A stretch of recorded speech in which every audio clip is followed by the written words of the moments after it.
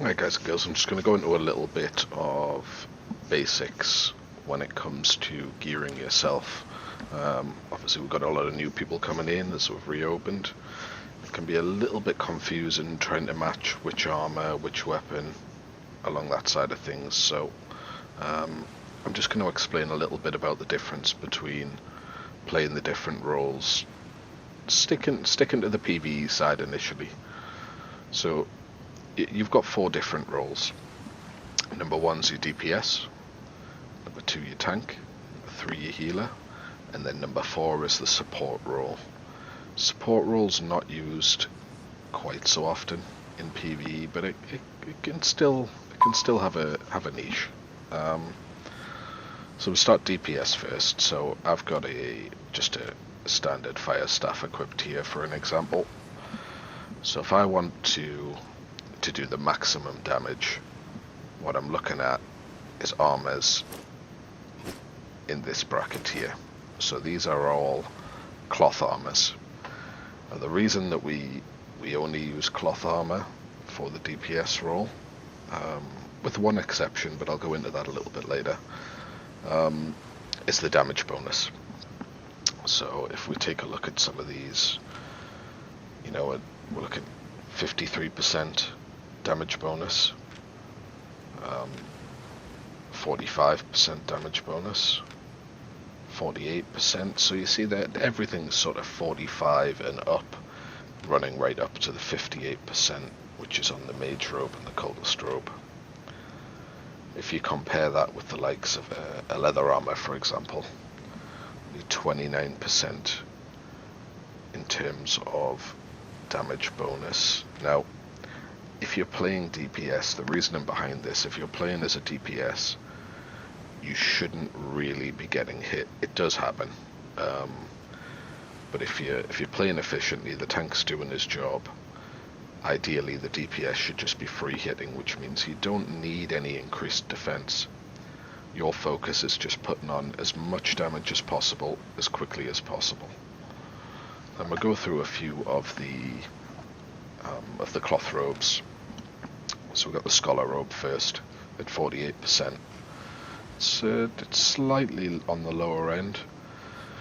No, the ability, we ignore these first 2 abilities because they're the same on all the cloth robes, and generally you want to forget they're even there. They're not worth using. They're the generic ability. There's only really one ability which is specific to each robe.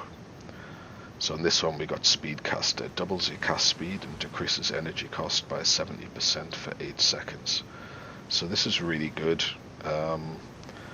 for any energy intensive builds or anything where you really want to spam out your Qs as fast as possible, something single target. Likes of a fire staff using the first Q. Be really effective. Frost staffs, that kind of stuff. It also comes into play. You have a few items. Let me do a little example. If I got a Brimmy here,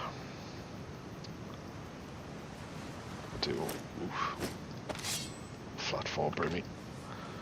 So this has a channeled ability which does big damage. Equip this as well. I'm going to show you the difference. So if you're trying to get this on target, on a mob pack, on a group of players, whatever it is, casting it, see it's quite long cast, and it takes a while for that meteor to come down. As you can imagine, if the tank moves, he moves the mob pack, your meteor misses. You don't hit anything. Even more so with players. Players are moving around all the time, and if you give them that amount of time, they're going to dodge it every single time. So, looking at the Speedcaster, we'll do the difference. I want to get this cooldown. Okay, so here we go. Here's the Speedcaster. Cast. See, that came down a lot faster. It's going to be a lot harder for anybody to avoid than without it, as well as decreasing your mana cost at the same time, and a pretty good damage bonus. Let's move on to the Cleric robe. Cleric robe is a really, really good cloth robe. It's one of my personal favorites. Fits with almost everything. So 53% damage bonus, which is very high. When I say damage bonus, this also applies to healing cast, that kind of stuff as well. Special ability on the Cleric Road, Everlasting Spirit. So upon activation, you take damage in the next 1.5 seconds. You'll get the Everlasting Spirit Shield. This makes you invincible, increases your damage and heal power by 30% for 3 seconds. So, if somebody's attacking you, you've got a melee on you, for example, you pop this, you get a little invulnerability shield. It's an extra defensive. Obviously, with a cloth robe, you're focused on doing high damage but low defense. But being able to become invincible for 3 seconds, that's a big plus. You can put out a lot of damage in 3 seconds when you're in a cloth robe, as well as increasing your damage at the same time. So like I say, a really versatile robe. Can fit it into almost anything. Mage Robe, 58% damage bonus, so this is one of the highest damage bonus. Only the Cultist Robe has the even, so it's 58%. Special on this one, Purging Shield. Creates a Purging Shield on you, increases your resistances by 69 for 5 seconds. While the shield is active, enemies lose all buffs whenever they damage you. So, in terms of PvE, the Purging Shield's not going to be hugely effective against mobs, that kind of stuff. PvP very effective, but against mobs, not going to be hugely effective apart from increasing your resists a little bit. But you would get that huge damage bonus, so it's still a solid choice. Move on to Druid Robe. Obsessive Burst is the special on this one, so increases your damage and heal power by 77% for 10 seconds. During this time, each time you activate an ability, the effect is multiplied, stacks up to 8 times. So this can stack up a lot of damage. The idea being something like a Fire Staff, for example. You would spam your first Q 8 times, keeping watch up here in the top corner. When you hit 8 stacks on that Obsessive Burst, then you drop your big damage moves, which is always a E. So you're using this Fire Staff as an example, 803 raw damage before bonuses. If we're at 8 stacks on the Druid Robe, if my maths don't fail me, 8, 7, 7, 14, 21, 28, 35, 42, 49? 49? Is that right? Did I count that right? Fuck knows. But it's pretty fucking good. Add that on top of your 48%. Obviously it's a lot of damage, but it is limited to that 10-second period. So you have to make the most of it when you use it.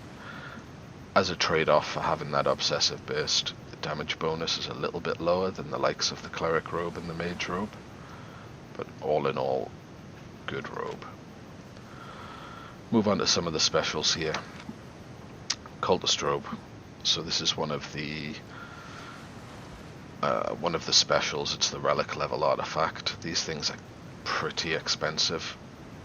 Certainly early game, I wouldn't recommend you throw on Cultist Robes and run into the Black Zone.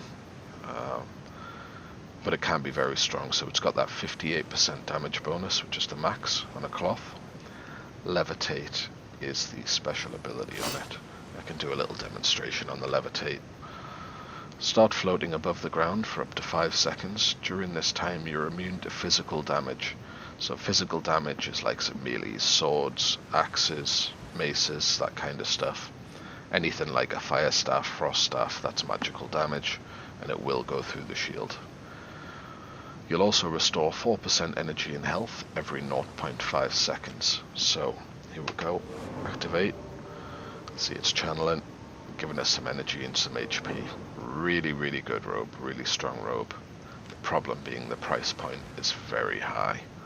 Looks like I stole this one from Rebutusa by the looks of things. Okay. Next one, Royal Robe. 53% damage bonus. Pretty reasonable. Special ability, Magic Ruin. So this is it's very group-centered robe. Really good, really strong. It's for what I would call a non-selfish player. So it places a magic rune under your feet, which strengthens the magic abilities of your allies as long as you stand on it. The rune will increase cast speed by 10% and magic attack and heal power by 5% per second. Stacks up to 6 times. So you're looking at 60% cast speed, 30% damage on max stacks. I'll do an example. You can see the size of it. So if you imagine, your tanks engaging the mobs over here, all the DPS are standing back here, dropping the damage. You're in the middle of the DPS. Drop this magic rune. Now all of your team inside there are stacking up your damage, and suddenly you've got a much, much bigger damage as a team. Really nice robe, love it. Yeah, very, very non-selfish robe. Price point can be a little bit high, but it is well worth it. Next we have the Fiend Robe. So, Fiend Robe, 53% damage bonus, so another really good damage bonus on it. Fear Aura. A fiendish 4-meter radius aura surrounds you for 4 seconds. Enemies entering it will run away in fear. So it's a PvP robe. Can be very, very good for healers in PvP primarily. A little example on it for you. So when I activate the Fiend Robe, there's this circle around. Any player which touches this circle is literally going to bounce off, and it makes them run for about a second or so in any random direction.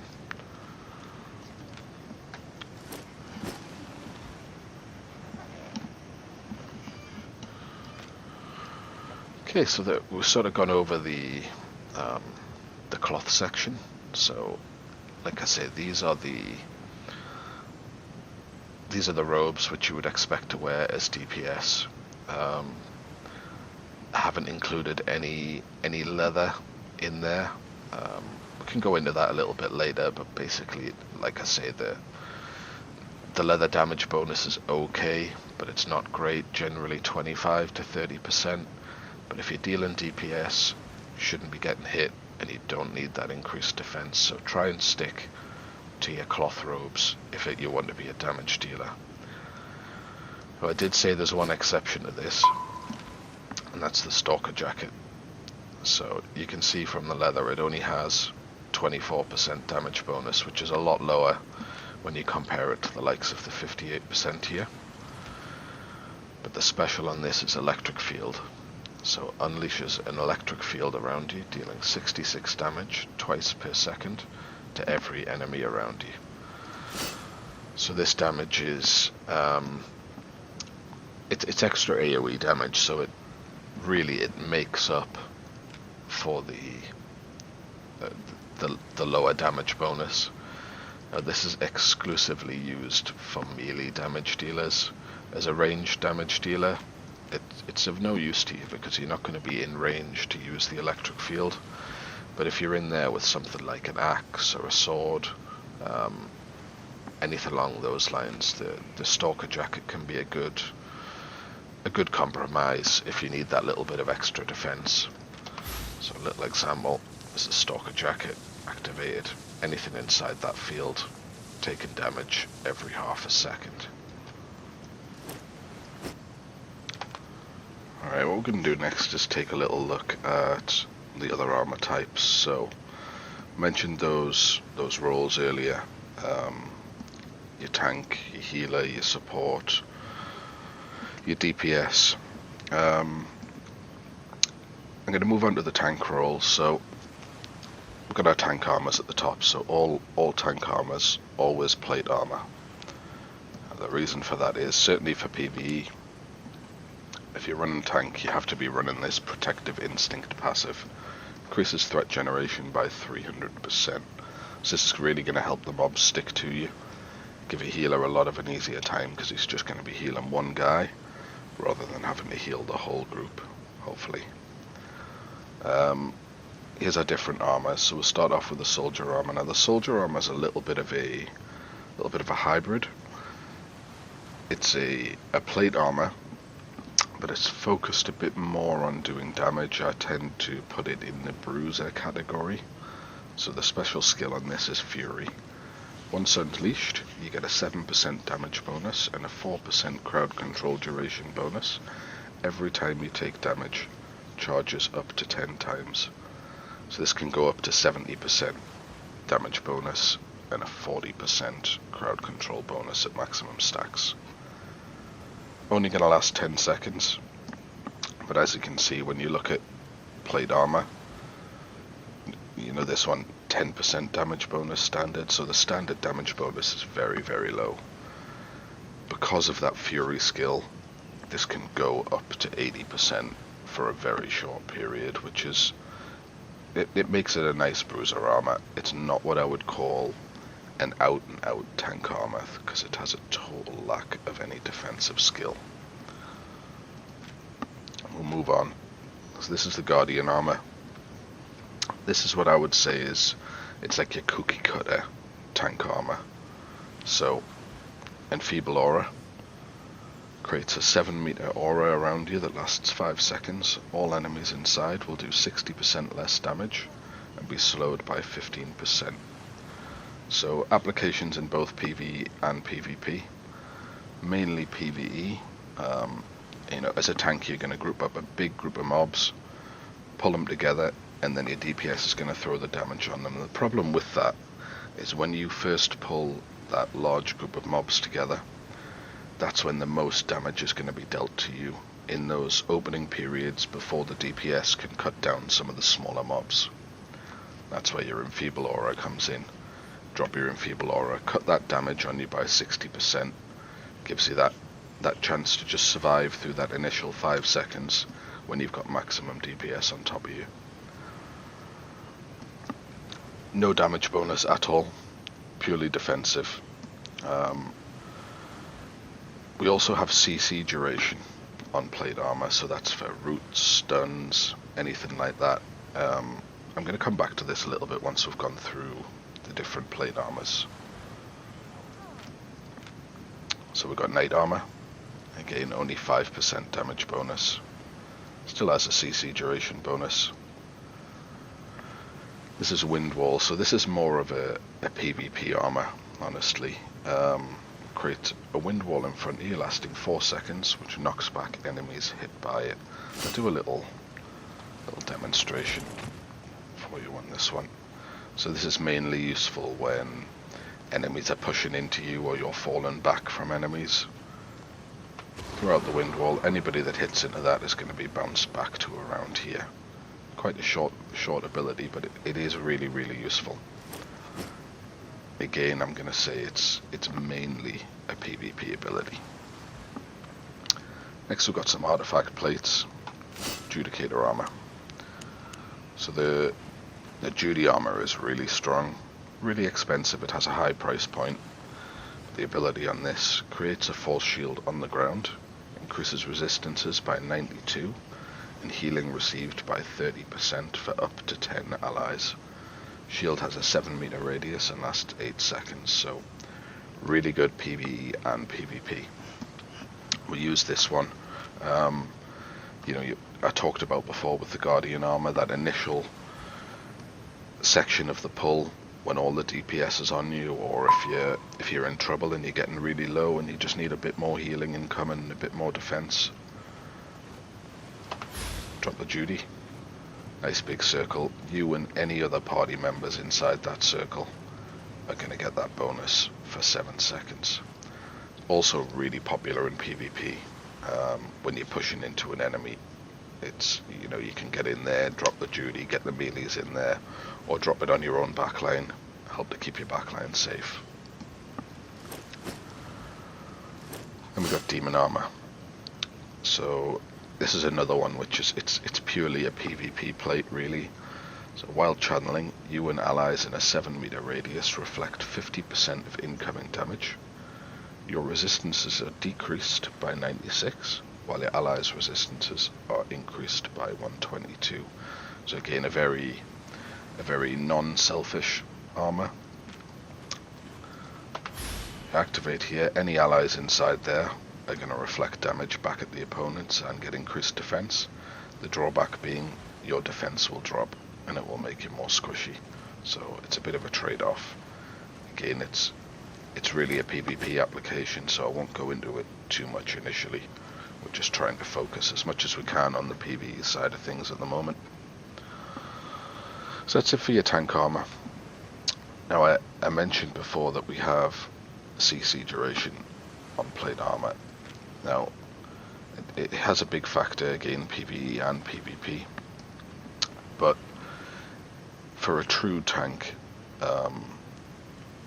certainly PvE wise, we're really only looking at 2 weapon trees to go with these, and that's the hammer and the mace.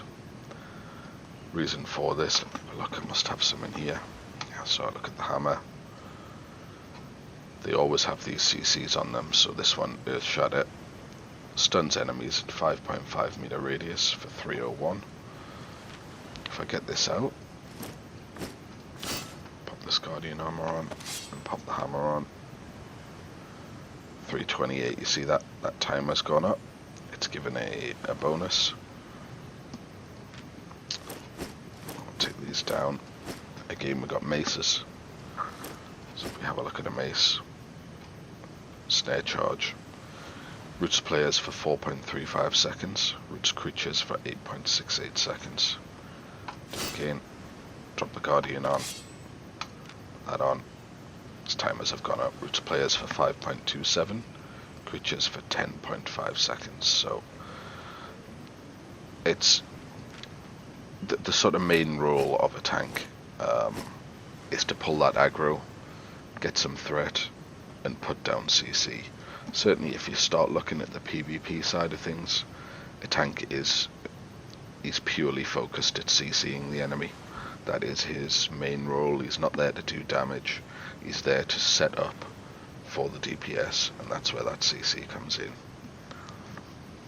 I mentioned earlier that we had what I would call the support role. I'm not going to go into the PvP side of things because it gets a little bit complicated. We start looking at certain semi-DPS weapons being used with plate armor and stuff like that, and I don't want to overcomplicate things, so sticking with the PvE, the only real support jacket that I would say is used PvE is the Royal Jacket. So the Royal Jacket, carry the Royal Banner, boosting morale, cooldown modifier is reduced by 50%, and normal attack speed is increased by 30%. So when you activate this Royal Banner, all of your allies around are going to get their cooldowns back quicker, which is going to be really helpful, particularly for the guys at the back that are throwing damage. They're going to get those big hard-hitting E's back, help a little bit on their Qs, increase their attack speed. You see there's the Royal Banner. You can move around while it's activated. Anybody you run over is going to get that bonus. Really nice little piece of armor. Quite a high price point, as with all Royal stuff.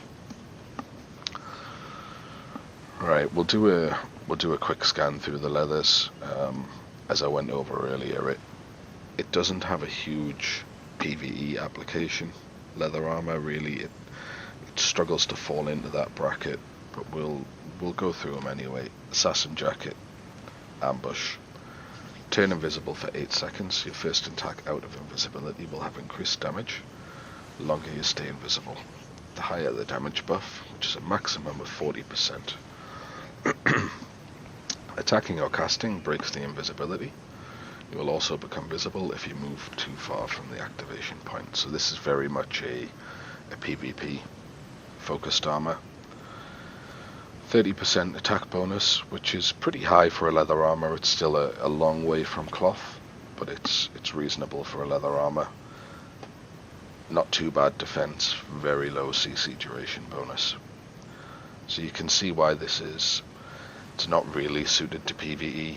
It doesn't excel enough at defense to be able to be a tank, and it doesn't excel enough at damage to be able to be a damage dealer. So it's sort of stuck in limbo in the middle, and that's where leather armors fall down for PvE. Does have plenty of PvP applications. I won't run into them just now. Mercenary Jacket. Bloodlust. Every time you damage an enemy, you heal yourself for 50. Lasts for the lower of 8 seconds or 15 hits. So Bloodlust's pretty nice ability. It's basically a self-heal. It works best with either fast-hitting weapons or weapons that apply a dot to the enemy. So axes, curse, that kind of stuff. Because you can apply your dots, and if you need to, kite back on the enemy and heal at the same time. Again, PvE. It doesn't have an application. Very low damage bonus at 24%. Pretty mediocre CC duration bonus. But again, it doesn't have the tankiness or the threat to be a tank. It doesn't have the damage to be a DPS, so stuck in limbo. PvP only armor. Hunter Jacket. This one's haste. Increases normal attack speed by 60% and damage by 20% for 8 seconds. 29% damage bonus. So we're in a similar bracket. You know, it can't be a tank. It can't really be a DPS. Now, there is a few exceptions to Hunter Jacket. When it says increases normal attack speed by 60%, that is what we call auto attacks, so non-skills. Some weapons are auto attack damage based. Some of the bows, particularly the regular bow. Some spears, although I must admit I don't see any spears running a Hunter Jacket, but they are an auto attack based weapon. And the Forge Hammers as well, which is an artifact hammer. The E on the Forge Hammers buffs up your auto attacks heavily, and coupled with this, it can be good. But honestly, I think regardless of the bonuses, because it's only for 8 seconds, you're still better off in a cloth armor, because you get that extra damage all the time instead of just in 8-second bursts.